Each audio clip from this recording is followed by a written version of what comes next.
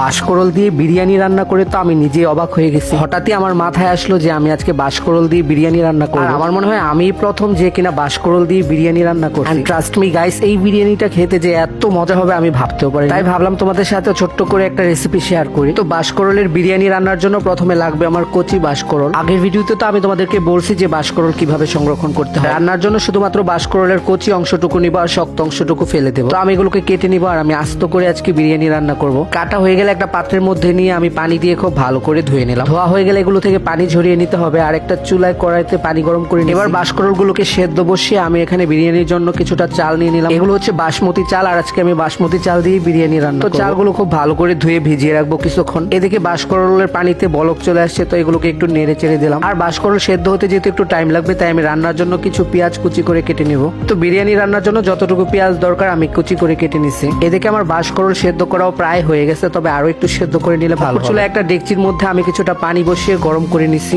এবার গরম পানিতে আমি এখানে কিছু গোটা গরম মশলা দিয়ে দিলাম। এদিকে বাঁশকরল গুলো সেদ্ধ করা হয়ে গেছে, তো চুলাটা বন্ধ করে দিয়ে আমি পানি থেকে এগুলো ছেঁকে তুলে নিব। তো সেদ্ধ করা বাঁশকরল গুলোকে আমি একটা পাত্রের মধ্যে পানি ঝরিয়ে তুলে নিলাম। এদিকে গরম পানিতে আমি ভিজিয়ে রাখা বাসমতি চালগুলো দিয়ে দিলাম। কিছুটা লবণ দিয়ে আমি চালগুলোকে ফুটিয়ে নিব প্রায় 80% মতো। চালগুলো যখন মোটামুটি এরকম সেদ্ধ করা হয়ে যাবে তখন আমি এগুলো থেকেও পানি ঝরিয়ে নেব। তাই আমি একটা ছাঁকনি দিয়ে রাইসগুলোকে পানি ঝরিয়ে একটা পাত্রের মধ্যে তুলে নিলাম। এবার এগুলো একটা সাইডে রেখে দিয়ে আমি চুলায় আবারও একটা প্যান বসিয়ে দিলাম আর এর মধ্যে পরিমাণ মতো তেল দিয়ে সেদ্ধ করে রাখা বাঁশকরল গুলো দিয়ে পরিমাণ মতো মরিচ, হলুদ আর লবণ দিয়ে এগুলোকে একটু ভেজে নিলাম। খুব বেশি না, আমি প্রায় 2 মিনিটের মতো বাঁশকরল গুলোকে একটু ভেজে নিছি। আর ভাজা হয়ে গেলে এগুলো থেকেও তেল ছড়িয়ে তুলে নিতে হবে। এখন বাঁশকরল গুলো দেখতেও খুব সুন্দর লাগছিল আর একটু সফট মনে হচ্ছে। এবার একই কড়াইতে আমি গোটা গরম মশলা দিয়ে একটু ভেজে নিছি। তারপর এখানে পেঁয়াজ কুচি দিয়ে দিলাম। পেঁয়াজগুলো হালকা ভাজা হয়ে গেলে এখানে আমি আদা রসুন বাটা আর পরিমাণ মতো মাংসের মশলা দিয়ে দিচ্ছি। মানে হলুদ বাদে আমি এখানে সব মশলাই দিয়েছি পরিমাণ মতো। তারপর একটু পানি দিয়ে কষিয়ে নিব। তার আগে এখানে একটু আমি বিরিয়ানি মশলা দিয়ে দিলাম। আর মশলাগুলো খুব ভালো করে কষানো হয়ে গেলে ভেজে রাখা বাঁশকরল গুলো দিয়ে দিলাম। এর মধ্যে 1 কাপ পরিমাণ টক দই ফেটিয়ে আমি দিয়ে দিচ্ছি আর এগুলোকে খুব ভালো করে কষাতে হবে। টক দই দিয়ে আমি খুব ভালো করে মিক্স করে নিলাম আর একটা ঢাকনা দিয়ে ঢেকে কিছুক্ষণ রান্না করে নিলাম। তো বাঁশকরল গুলো মোটামুটি কষানো হয়ে গেছে। এবার আমি ঝোলের জন্য পরিমাণ মতো পানি দিই। খুব বেশি পানি দেইনি যেহেতু বাঁশকরল গুলোকে সিদ্ধ করে ভেজে তারপর আবারও রান্না করছি। এন্ড ফাইনালি বিরিয়ানির জন্য বাঁশকরল রান্না করা হয়ে গেছে। এবার কিছুটা বাঁশকরলের তরকারি আমি একটা পাত্রের মধ্যে তুলে নিই। সাথে বিরিয়ানির জন্য একটু ঝোলও তুলে নিই। তো দেখো একটা বাটিতে আমি বাঁশকরলের তরকারি তুলে নিলাম। এবার কড়াইতে থাকা বাঁশকরলের তরকারির উপর আমি স্টিম রাইস গুলো দিয়ে দিব।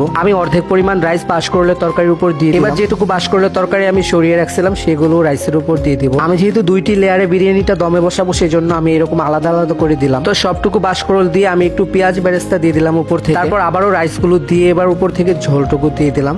ঝোল দিয়ে আমি আবারও কিছুটা বেরেস্তা দিয়ে এবার এখানে কিছুটা কাঁচামরিচ দিয়ে ফ্লেভারের জন্য আমি এখানে অনেকগুলো কাঁচামরিচ দিছি। এবার আরো একটু ফ্লেভারফুল করার জন্য আমি এখানে কিছুটা কেওড়া জল দিয়ে দিলাম আর দিয়ে দিলাম গোলাপ। লাস্টের দিকে 1 টেবিল চামচ পরিমাণ ঘিও দিয়ে দিই। এবার একটা ঢাকনা দিয়ে ঢেকে আমি প্রায় আধা ঘন্টার মতো দমে বসিয়ে রাখি। সাথে আমি আবার একটু সালাদ কেটে নিই। গাইস, আধা ঘন্টা পরে আমার বিরিয়ানি রান্না করা হয়ে গেছে। আর ঢাকনা সরিয়ে বিরিয়ানিতে নাড়া দিতে এত সুন্দর একটা ঘ্রাণ আসছিল। মাশাআল্লাহ, বাঁশকরলের বিরিয়ানিটা দেখতে অনেক বেশি সুন্দর লাগছে। জানি না খেতে কেমন লাগবে, তবে চলো একবার একটু ট্রাই করি। আমি যেহেতু আমার একার জন্য বিরিয়ানি রান্না করছি তাই সবটাই প্লেটের মধ্যে ঢেলে নিলাম। আর আজকে বাঁশকরলের বিরিয়ানিটা দেখতে অনেক বেশি লোভনীয় লাগছে। ঘরে আজকে লেবু শসা কিছুই ছিল না, শুধুমাত্র টমেটো, পেঁয়াজ আর কাঁচামরিচ দিয়ে আমি তো ভীষণ এক্সাইটেড ছিলাম এই বাঁশকরলের বিরিয়ানি খাওয়ার জন্য আর টেস্ট করার জন্য। যেই না একটু মুখে দিলাম, ও মাই গড, আমি বিশ্বাসই করতে পারছি না যে বাঁশকরল দিয়ে বিরিয়ানি রান্না করলে এতটা মজা হয়। বিশেষ করে বাঁশকরলে বাইট নেওয়া মাত্র এত মজা লাগছিল, আমার কাছে মনে হচ্ছে মাংসের চেয়েও এটা বেশি মজা। বিশ্বাস করো তোমরা, একদমই বাড়িয়ে বলছি না, এটা খেতে আসলে অনেক মজা ছিল। একদম পারফেক্ট কাচ্চির একটা ফ্লেভার আসছিল। সব মিলিয়ে আমার আজকের এই বাঁশকরলের বিরিয়ানিটা খেতে তো অস্থির মজা। আমার মনে হয় আজকের রেসিপিটা তোমাদের কাছে অনেক বেশি ভালো লেগেছে।